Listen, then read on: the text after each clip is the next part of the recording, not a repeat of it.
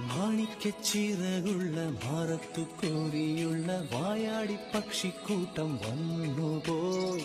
കാടൊന്നു കാണാനായി കൂടൊന്നു കൂട്ടാനായി ആകാശപ്പുഴ നീന്തി കുതിച്ചുപോയി. കണ്ടു മലനീ